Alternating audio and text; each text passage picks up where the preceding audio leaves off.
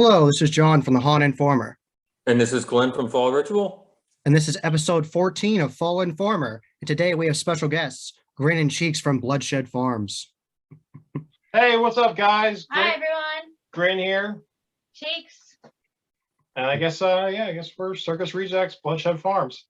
Yes, yes, and you can even see Grin back there with the whole jumpsuit and everything. Yes. Awesome. So, Thank you for coming. Thank you for having doing an thank interview. you. with us. yeah, awesome. And of course, you got the Halloween shirt on, so Oh, yeah. awesome. So, you've been scare acting for many years, and I actually did a little bit of research before I talked to you today. I actually re-listened to the podcast you were on with Howie Haunts 365. And I Oh, sweet. listened to how you started out with like the home haunting and everything, and I found that interesting. So I'm going to touch upon different things that they didn't talk about, like your actual scare acting and your character. So how did you actually start the Grin character, and how did that keep on going on in different costumes? Because I know you had like white jumpsuits and like the jumpsuit you have back there. How did it change over the years? Sure. I mean, it's a very long story, but it started with we had a home haunt, me and my ex, and basically we were trying to get props for our haunt and came across a pill mill, an illegal pill mill out of South Philadelphia.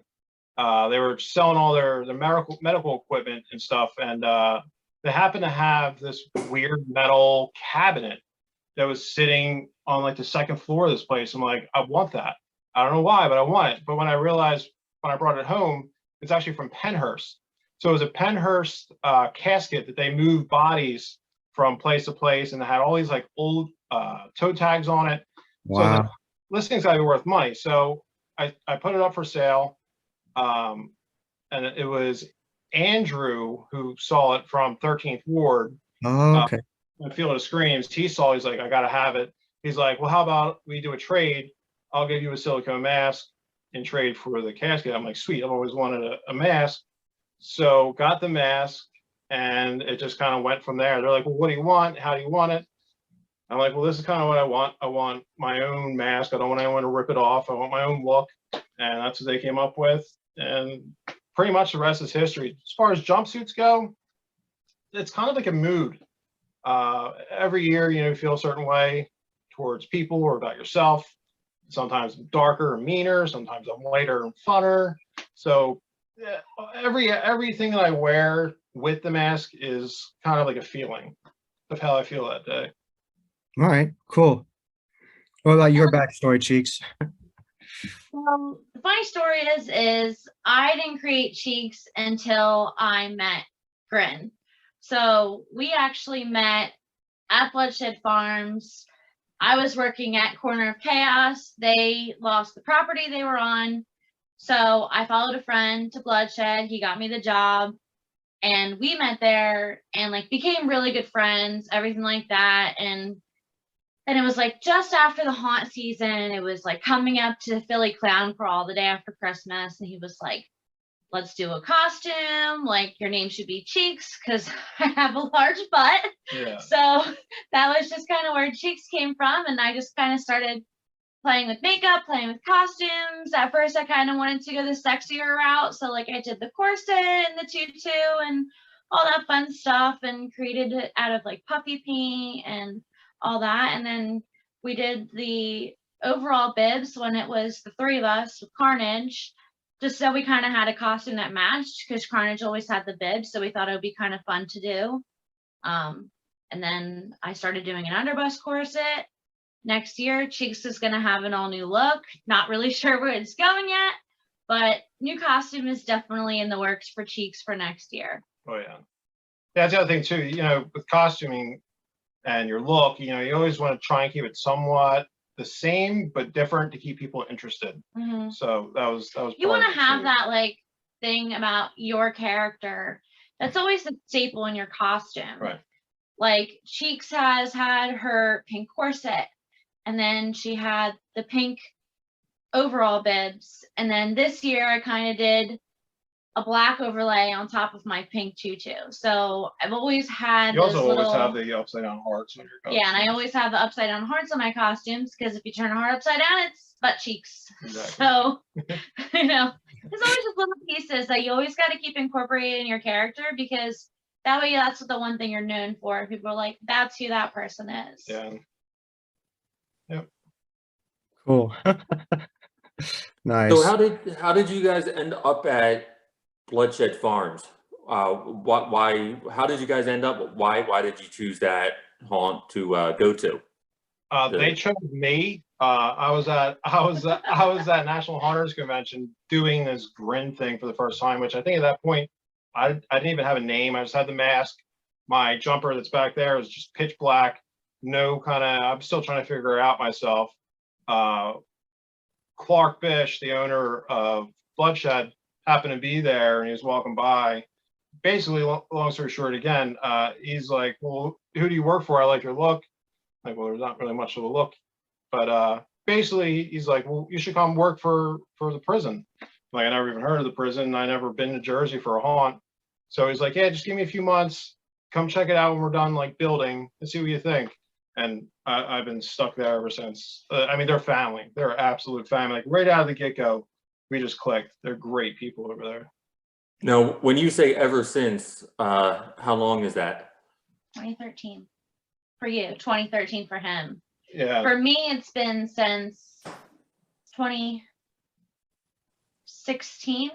2016. I got hired in August of 2016. Again, my home haunt had, lost its property. It never reopened, unfortunately. They were definitely a great haunt to work for. Again, another huge family atmosphere.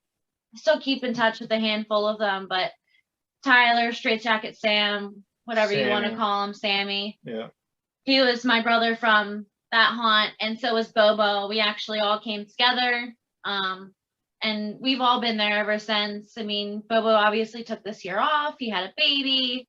Tyler, Sammy took a year off. Doing the DJ thing. Doing, DJing and stuff like that. But we've been, siblings ever since then. And, Clark and Jim and the whole Bloodshed family, they really welcomed the three of us with open arms. And yeah, we've all been there building, and we're part of build crew, and, doing whatever we can to help out and keep that family life still alive.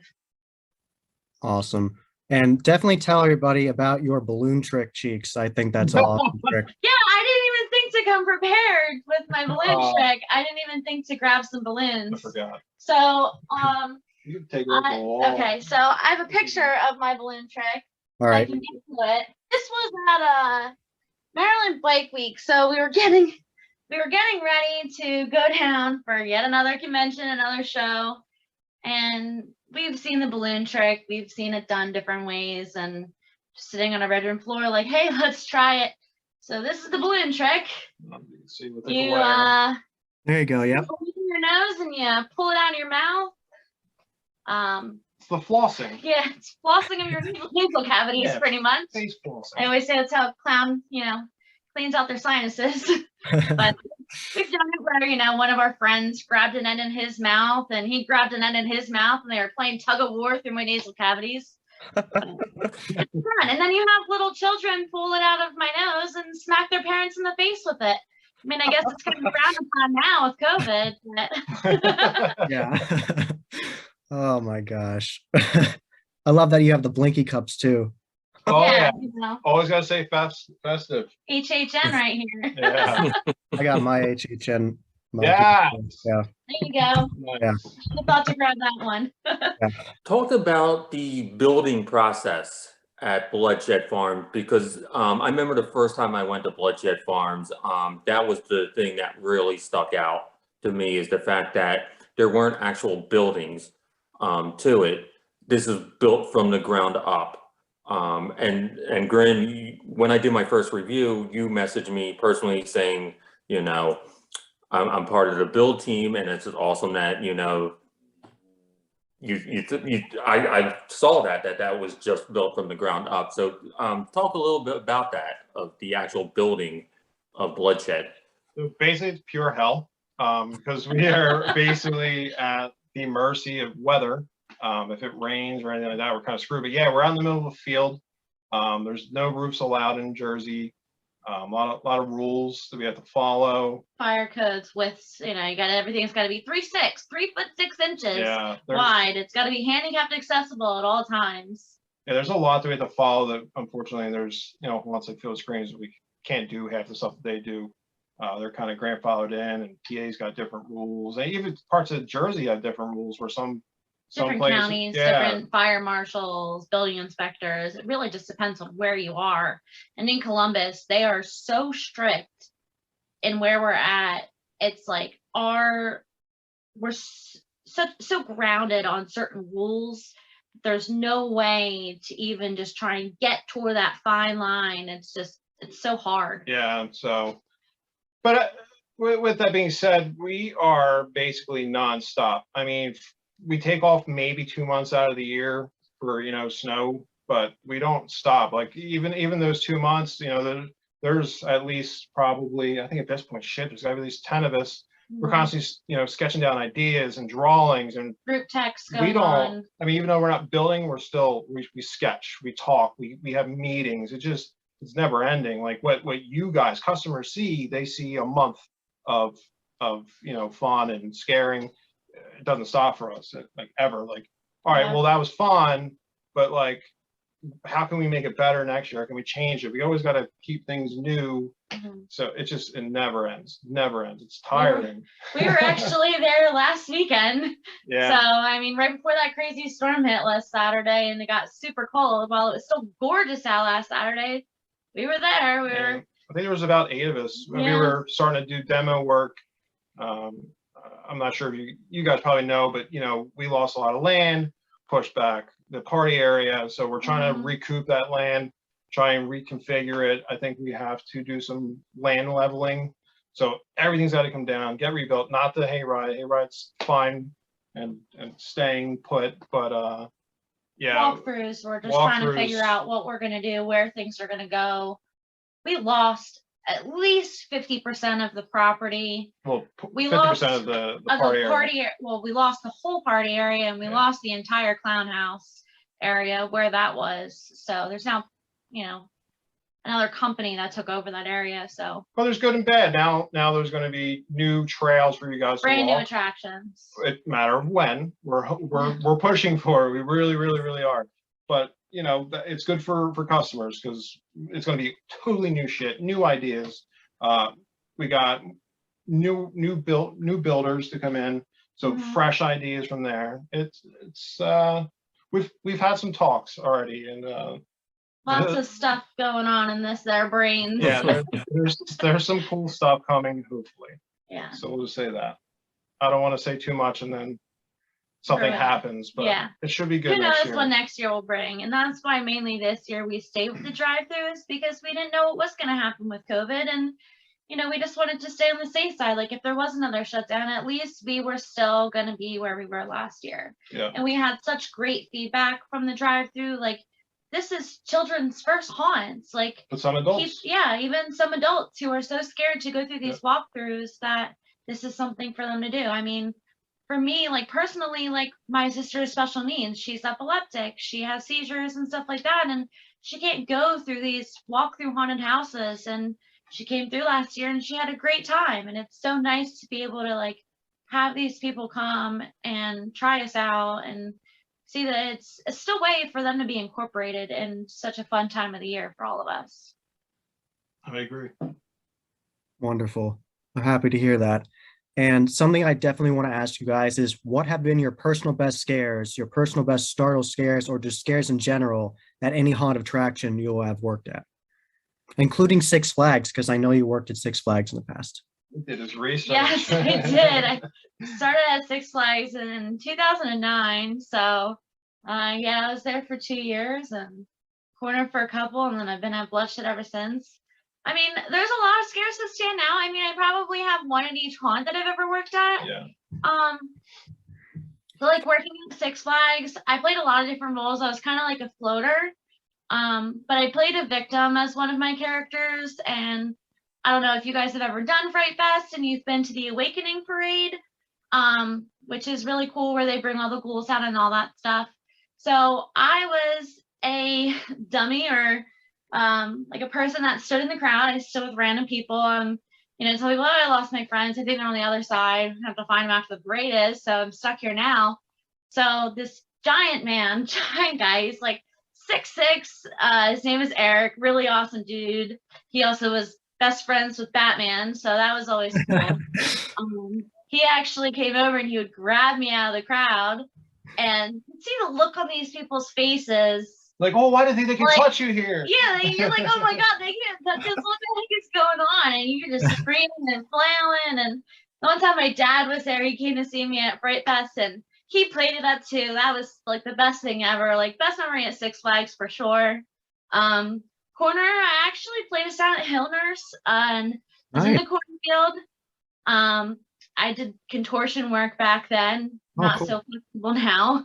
But I would actually lean against a fence, and I'd put my whole body upside down, kind of like have my foot by my head, and people were like, there's no way that thing is real. They were like, what the heck is going on? So kind of a scare, kind of not so funny story. So no lie, straight dead story. Midget came up to me and kicked me in the head with his steel-toed boots. Ooh, ow.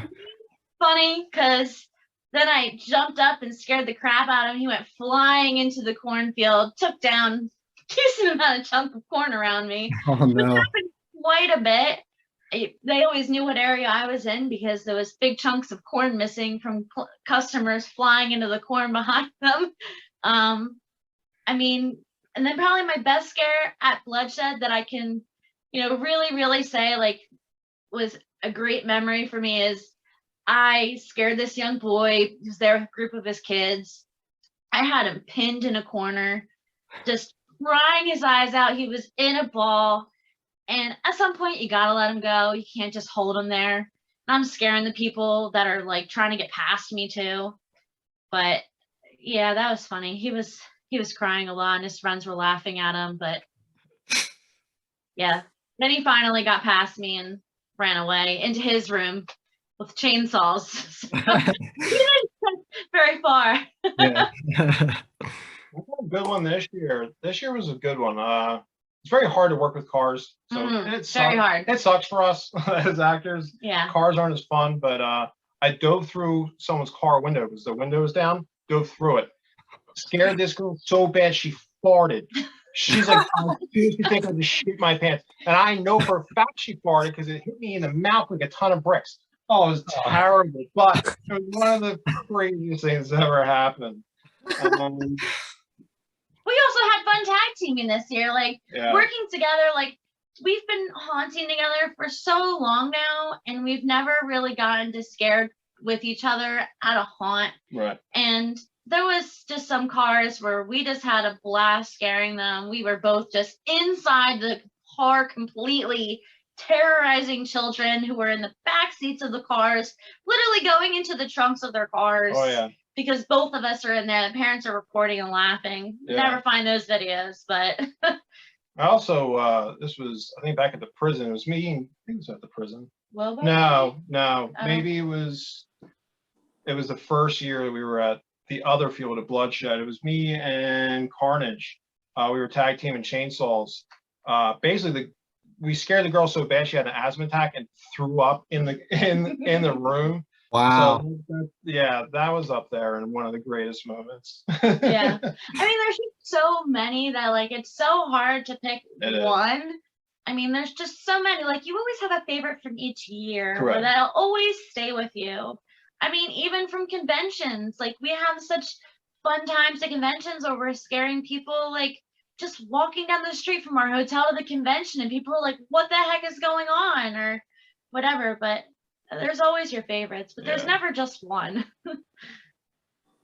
Nice. Oh man. Do you have another question, Glenn? Yeah, I want to talk about the drive-through for the past 2 years that Bloodshed has been doing. We all know that being a haunt actor is very grueling. It's physical, on your body, mental. It's just a grueling. What is it like doing a drive-through where it's just a constant flow of cars coming in? That there's no break, right? It's just a constant, like, what is that like? I mean, I'll say, so I did a half a season last year. I did the whole season except for the last weekend. I think I missed 2 weekends, but either way, I'm relentless. I don't want to miss a car. I feel like everyone paid the same money. I want to give everyone the same show. I don't care if you got an upgrade or not. You're getting it. So I drove myself into the ground. I never stopped. I literally hit every car, if not every car, twice, and it burned me out. I literally wrote Jim and Clark. I'm like, I quit. I can't do it. I'm fried. I'm getting too old for it. But that was my fault. Like they constantly push us to like take breaks. Yeah. I'm a pain in the ass. I don't like to take a break. so for that last year was really, really rough for me. But I told myself, take breaks this time, still go super, super hard. I actually ended up being out in the parking lot, which still hitting every single car, but I was able to hit all the cars, take a break, hit them all again, because they're all in my area. They're trapped with me, so I can do whatever I want, whenever I want, and hide in the shadows out there in the woods. So it was, this year was a blast. He loved overflow where there was no lights, so they didn't see him coming. This year was awesome, but it's hard. I'll tell you what, those actors that are in the trail, they're dying. Yeah. They're dying. They're working their asses off, and I applaud them. They were great. Yeah. I mean, the last 2 years I did get really lucky. I mean, last year I was put into the attraction.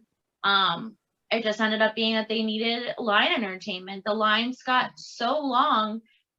These customers needed something to do during that time. And luckily this year they moved the food vendor out to before the attraction instead of after. So, they did have a little bit more to do, but we had a lot of line entertainment out there this year. I feel like the most we ever had. The most we ever had for line entertainment in general. But there was points where they would just see him and they'd be like, my kids can't do this. We have to leave. I don't even care that I just spent X amount of dollars to come here. Keep my money. My kids are done. And they would just leave before they even got to the front of his line. I made a few people leave right away. Right away. They were just done. They were like, I can't do this. So I would run out from cars that are parked in the dark and almost get hit by a car, and I do it on purpose. Yep. Just to get that real factor, these guys are nuts. And they're like, we're gonna leave now. Yeah, and it's really hard because you gotta have you can't really scare the drivers. Right. We don't want our actors to get hurt. We don't want our scenes to get hit by cars. No. But I mean, we've all probably gotten our toes run over within the last 2 years. I know I definitely got my foot ran over once or twice at least. And you just kind of got to stand there and you're like, well, we're just going to wait this out and just let it keep on rolling. But I mean, it's so much fun. I mean, I can't wait to have Bloodshed back to the way we were. But the cars were a lot of fun. I mean, it was definitely hard to scare, especially last year when it was windows up and there's people with super dark tints. You couldn't see what the reactions were. They could barely see us. Yeah. And it was just so hard to break those barriers last year. It's so hard to get into them, really get in their personal space and really mess with them. And this year it worked out better because the windows were allowed to be down. There was people who still opted to have their windows up, whether it had been a cold night or maybe they were just too scared or whatever. But it was a lot of fun, even though it wasn't hands-on and up close and personal as it should be. Yeah, but it was still a great time. And again, it was just really hard to get in those barriers. And again, it was, as Glenn was saying, it's non-stop. It's literally non-stop. Yeah. So especially when it's just a backup and there is literally no break between cars and it's bumper to bumper going through because there's that one person who's driving and stopping at every scene and causing a pileup. But it happens and you just kind of deal with it and keep on moving. Cool. And I heard you earlier alluding about chainsaws, being the chainsaw guy. I know you guys had fun throwing chainsaws back and forth, like Monkey in the Middle with Cheeks in the Middle. Can you talk about that? Sure, that was a threesome of death. I think that was at the same show. Yeah, I the same believe show as the balloon trick. it was that in Maryland somewhere. Maryland, Ocean City, Maryland. So we always bring chainsaws with just to chase people, whatever. And we were fun just times. messing around. I forget what was the guy's name? The guy who ran No, Ocean City. The sideshow guy. Oh, he was from. Oh I can't think of their God, name. Corey. Yeah, Corey, but I don't remember the name of So the his show. name was Corey. He was with Was it No, it wasn't Sickart. No. I forget the name of the sideshow that they're a part of. They're not together anymore. But anywho, we're like we're drinking. Me and Carnes were like, let's throw some saws at each other. It's gonna be crazy. I'm gonna throw this one to you. You catch it while you're throwing this one. So we At first it started with one. Yeah. Yeah, we just took it That's right. Did one start at with a one, time, and I'm like, seeing how well we did. We're professionals. We got two. We're gonna do two. And While they're running. yeah. And then our buddy Corey's like, come on guys, we're gonna do it in front of everyone. Like, hell yeah. All right. Sure, I'm a little drunk. We're gonna do that. Yes. So we start doing it, and he's like, ladies and gentlemen, the threesome of death, Cheeks, get in the middle. We're like, oh shit. Yeah. I don't know Yeah. about this. I don't know how much I trust them. But me and Carnage can really read each other. Like we're really, really close, and just tiny little things like you got to move over a little bit. It's not right. It's not right. Yeah, I mean the chainsaws Like weren't directly over my head. There was one Yeah, here kinda. and one here, like not directly over. But we aren't kind of we're clowns. we're semi-professionals. Yeah. So accidents can happen 100%. It was scary every time we did it. We did it at multiple shows. We did it there, Baltimore, we did Tattoo. it inside at Baltimore Tattoo. It's They scary. love that. But yeah, I don't know. Me and Carnage have talked like, if anything happens sometime in the future, we are probably going to do it again. We would like to do it again. To work on that upper arm strength again. If someone's willing, we are talking about, wouldn't it be cool to maybe have chains on? But we'll see. We'll see. Chains on me? Like chains on the chainsaw. Great. Yeah, both. Yeah, both. Both. Chaining. If one day we come back, one day, Yeah. as the Circus Rejects, all three of us, we'll see. Gotcha. There might be also talks about Circus Rejects coming back. So No, there's not. no. Moving on. Next Moving on. question. Next question. It's a question I usually ask everyone we interview. If you can go to any haunts anywhere, what are your top 3 haunts that you would love to check out? I definitely want to go to HHN in Hollywood. Yes, would that's be really definitely on cool. my top 3. Headless Horseman. I would love to go to Headless Horseman. I've heard really great things. Yeah. What's another one for you? There's so many. I know there's a lot. I mean, I heard about Haunted Overload is really good. Our friend Straight Jacket Sam was just at a haunt in New Orleans that he said was phenomenal. Love to go down there. But it's crazy, like even local stuff, like Kim's Crypt. Never been to Kim's Crypt. Never been to Jason's Woods. 301 Devil's Playground. I really want to go there. Lehigh Valley Scream Park. I heard they had a great comeback Yes. here. They did. Real quick. Props to you guys at Scream Lehigh Park. Valley. Lehigh Valley. You guys coming back from fire. That's freaking Yeah. awesome. And they The shirt design is awesome. Mhm. Back from the ashes. Well done. Sometime we'll definitely come check that place out for sure. Yeah, I didn't get to go this year, but Glenn did, and he said it was awesome. Yeah. They did a really phenomenal job. I was so happy to see them come back stronger. It's just a really cool vibe. It actually reminds me a bit of Bloodshed, what they're doing out there. The vibe out there is just really cool. Their midway is great. Great crew out there. Yeah, it's definitely like the biggest fear, right? Is a fire breaking out. Like Yeah, absolutely. most of the time, for a haunt to come back from that, Yeah. you can't come back from that. There's no money. That's a hard thing to rebuild. So Yeah. And to lose everything. I mean, they literally lost everything, and just to come back from it was unbelievable. And yeah, they did a great job.